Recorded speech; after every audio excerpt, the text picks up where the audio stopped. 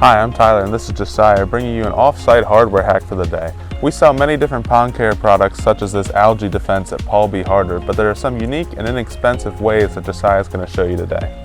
That's right. For today's hardware hack, we're going to be showing you how to clean algae out of your pond with an inexpensive toilet bowl brush and a used handle.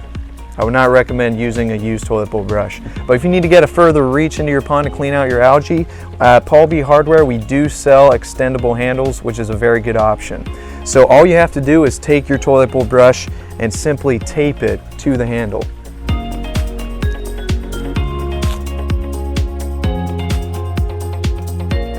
So once you get your brush taped to your handle, all you have to do is extend it into your pond, into the area you're trying to clean, and turn it around to collect all that algae, and then you're good to go.